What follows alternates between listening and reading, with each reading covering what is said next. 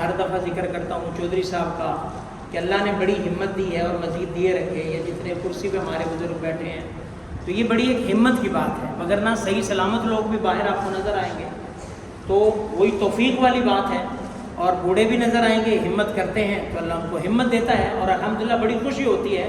بلکہ ہمیں بھی اس سے جو وہ ایک کہنے کی انرجی ملتی ہے کہ یار اگر یہ بوڑھے بیچارے بزرگ پڑھ رہے ہیں تو ہمیں کون سی بیماری ہے، پھر یہ ہمیں کیا مسئلہ ہے.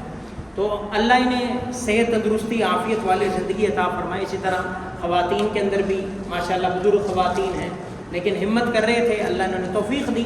اور یہ چند دن کی بات تھی، اب کیا ہوگا، تو پورا سال تو نہیں ہے، یہ تو چند دن کی تھی. تھکاوٹ اتر جائے گی، نامہ اعمال بھرا رہے گا. نامہ اعمال، وہ شاکر شجابادی کا ایک شعر ہے کہ وہ شاکر شجابادی سرائکی شاعر ہے، آپ نے سنا ہوگا. وہ بیچارہ بڑا معذوس ہے، بولنے میں بھی اس کی سمجھ نہیں آتی اور فالج زدہ ہے شاید. تو کوئی انٹرویو لینے اس کے پاس گیا اینکر، تو اس نے پوچھا کہ آپ تنگ نہیں ہوتے کہ نہ بول بھی نہیں سکتے اور چل بھی نہیں سکتے اور سہارے کے محتاج ہیں آپ. تو اس نے بڑی اشعار میں بڑی پیاری بات کہی. وہ کہتا ہے اتھاں جو بھوگ بھوگے ہیں، اتھاں جو بھوگ بھوگے ہیں اتھاں کوئی جزا مل سی. اتھاں جو بھوگ بھوگے ہیں اتھاں کوئی جزا مل سی. تھکیڑے سارے لہوے سن نبی مل سی خدا مل سی. تو آپ نے جو تھکاوٹ یہاں پہ جو برداشت کی ہے یہ کوئی معمولی تھوڑا ہے. آپ نے کوئی میرے لیے کی، کسی اور کے لیے کی، کہ کہیں نام لکھوانے کے لیے کی. سب کے ذہن میں یہ ہے میرا اللہ راضی ہو جائے. سارا دن بھوکے رہے، سارا دن آ کے رات کو پھر اللہ کے کلام سننے کے لیے کھڑے ہو گئے. یہ کس کے لیے کیا ہے؟ آپ نے اللہ سے ڈر کے کیا ہے. اور میں نے سورہ نازعات میں بتایا کہ جو اللہ سے ڈرا، اللہ کہتا ہے اس کی جنت پکی ہے. وَأَمَّا مَنْ خَافَ مَقَامَ رَبِّهِ وَنَهَى النَّفْسَ عَنِ الْهَوَىٰ فَإِنَّ الْجَنَّةَ هِيَ الْمَأْوَىٰ. تو الحمدللہ یہ تھکاوٹ تو اتر جاتی ہے، ختم ہو جاتی ہے. تھکاوٹ اتر جاتی ہے، نامہ اعمال بھر جاتا ہے، نامہ اعمال ہے بھر جاتا ہے. اور پھر دوسری بات، یہ مجلسیں ہمیں روز روز نہیں ملتی. ختم قرآن کی مجلسیں ہمیں روز نہیں ملتی. یہ محفلیں روز نہیں ملتی جہاں پہ فرشتے اتر رہے ہیں 60,000 اور ایک روایت میں 70,000 فرشتے قرآن مجید کی مجلس میں اترتے ہیں. اور یہ مجلسیں ہمیں ہر روز کہیں نہیں ملتی. دعائیں قبول ہوتی ہیں. جیسے روزے دار کے بارے میں اللہ کے پاک پیغمبر نے فرمایا للصائم فرحتان، کہ روزے دار کے لیے 2 خوشیاں ہیں. ایک تو افطار کے وقت عند فطرہ و عند لقاء ربہ. افطار سے مراد روزہ افطاری کے وقت بھی ہے کہ بندہ خوش ہوتا ہے کہ اب افطار کریں گے، ایک عجیب سی ایک کیفیت ہوتی ہے. اور دوسرا افطار سے مراد علماء نے عید الفطر لیا ہے کہ عید الفطر پہ خوش ہوتا ہے کہ الحمدللہ روزے رکھ لیے، اب جو ہے وہ خوشی کے ساتھ ہے عید مناتا ہے. اور دوسرا جب اللہ سے ملاقات ہوگی تب بھی وہ کیا ہوگا؟ خوش ہوگا. تو الحمدللہ خوشی ہی خوشی ہے. قرآن سن لیا، تراویح پڑھ لی، نمازیں پڑھ لی، قرآن پڑھ لیا، یہ اللہ کی بہت بڑی نعمت ہے. ہم تصور بھی نہیں کر سکتے، ہم تصور بھی نہیں کر سکتے. تو اس پر اللہ کا شکر ادا کریں. اور دوسری میری گزارش ہے کہ ہم اب یہ عادت تو بن گئی ہے الحمدللہ. صبح اٹھتے رہے اس کا مطلب ہم اٹھ سکتے ہیں، بھوکے رہے اس کا مطلب ہم رہ سکتے ہیں. سارا کچھ برداشت کیا، نمازیں بھی ہم نے پڑھی، قرآن بھی پڑھا، اس کا مطلب اگر ہم کرنا چاہیں کر سکتے ہیں. بس یہ ہے کہ اب اس کو جاری رکھیں. اس کو کیا ہے؟ روٹین کو جاری رکھنا ہے. اللہ نے ہمیں ایک راستے پہ چلا دیا ہے، اب اس کو ہم نے جاری رکھنا. صرف رمضان میں نمازیں فرض نہیں ہیں، رمضان میں قرآن نہیں ہے، رمضان میں تراویح نہیں ہے، یا رمضان میں نماز نہیں ہے. باقی بھی نوافل ہیں، باقی سال جو ہے وہ نمازیں ہیں. تو اس لیے اس کو ہم نے کنٹینیو رکھنا ہے. باقی کوشش کرنی ہے. رمضان میں ہم نے حلال سے اپنے آپ کو روکے رکھا، رمضان کے بعد ہم نے اپنے آپ کو حرام سے روکنا ہے. کل پرسوں مالٹون میں ایک جگہ اعتکاف والوں کے بیان تھا، وہاں پہ میں نے کہا جی اعتکاف تو الحمدللہ آپ نے فضائل سن لیے اور اعتکاف کے فضائل سن کے آپ بیٹھ گئے. رمضان کے فضائل بھی آپ نے سن لیے ہوں گے، شب قدر کے فضائل بھی آپ نے سن لیے ہوں گے. وہاں پہ تھا کسب حلال کا، کہ آپ نے کوشش کرنا ہے تجارت کاروبار کرتے ہیں تو حلال اپنانا ہے، حلال کی کوشش کرنی ہے. ملازمت کرتے ہیں تو ملازمت کو حلال کرنا ہے.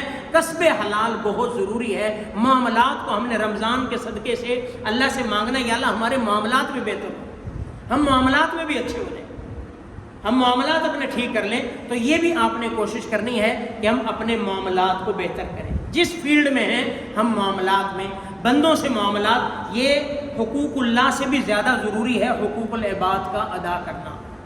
حقوق العباد کا ادا کرنا. تو اس لیے کوشش کرنی ہے ہم نے حقوق العباد پر اور دیگر جو معاملات ہیں. اسی طرح صلہ رحمی پہ بھی میں تقریباً ہر دفعہ بات کرتا ہوں کہ ہم نے صلہ رحمی کی بھی کوشش کرنی ہے. ہم نمازیں تو پڑھتے ہیں اور تسبیحات بھی کرتے ہیں, سارا کچھ کرتے ہیں, سگے بھائی سے لڑے ہوتے ہیں, سگی بہن سے ناراض ہوتے ہیں, اور اللہ معاف کرے کئی دفعہ تو والد سے ناراض ہوتے ہیں, اور رشتہ داروں سے قطع تعلقی ہوتے ہیں. تو پھر اللہ کیا کہے گا؟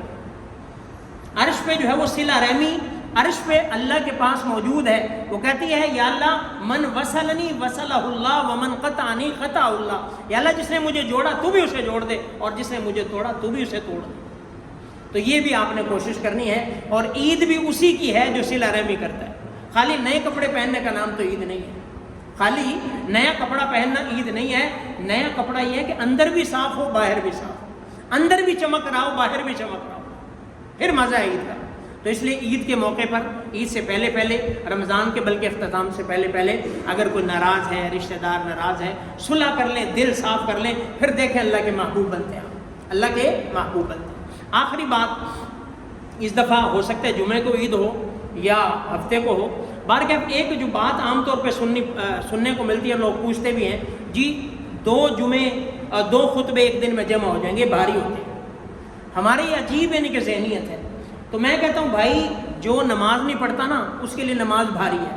کئی لوگوں کو نماز بھی بھاری ہے, کئیوں کو تلاوت بھاری ہے, کئیوں کو مسجد میں آنا بھاری ہے, کئیوں کو حلال کھانا بھاری ہے, کئیوں کو دین پہ چلنا بھاری ہے. تو جب دین پہ نہیں چلیں گے تو جمعے بھی بھاری لگیں گے, ایک خطبہ بھی بھاری لگے گا, 2 تو دور کی بات ہے, 2 تو دور کی بات ہے. اللہ کے بندوں, اللہ کا نام بھی کبھی بھاری ہوا ہے؟ ہاں میزان میں بھاری ہوگا, میزان میں بھاری ہوگا, یہ ہمارا ایمان ہے. تو اس لیے خطبہ ایک ہو بھلے 2 ہوں, یہ بھاری شاری میزان میں ہوں گے. باقی اللہ معاف کرے خطبوں سے کیا نقصان ہوگا. تو 2 خطبے جمع ہو جائیں تو پھر عید کا بھی واجب ہے, جمعے کا بھی واجب ہے, جیسے دونوں ہی سننے ہوتے ہیں. تو اس لیے یہ بھی ذہن سے نکال دیں, یہ بھاری والا کوئی کنسیپٹ نہیں ہے, بلکہ اس سے تو ایمان والے کا ایمان بڑھتا ہے, ایمان والے کا ایمان بڑھتا ہے. کہ سورہ انفال میں اللہ نے کیا فرمایا, انما المؤمنون الذین اذا ذکر اللہ وجلت قلوبهم واذا تلیت علیہم آیات زادتہم.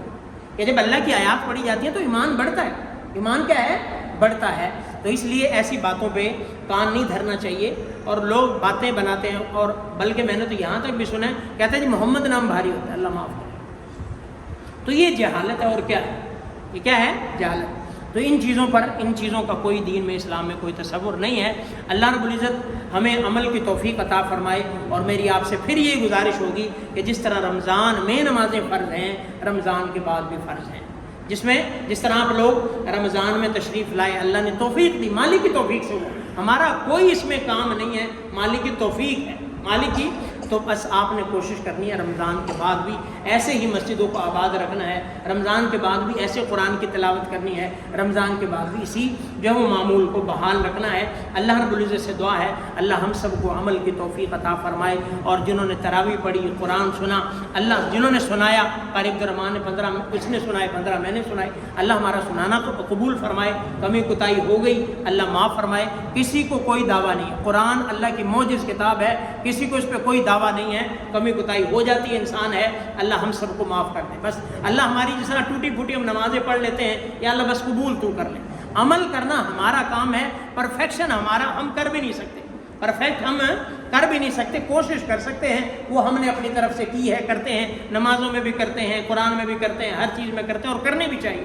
باقی اللہ کی ذات بڑی بڑی کریم ذات ہے, اس سے ہم مایوس نہیں ہوتے. تو اللہ رب العزت سے دعا ہے اللہ ہم سب کو عمل کرنے کی توفیق عطا فرمائے.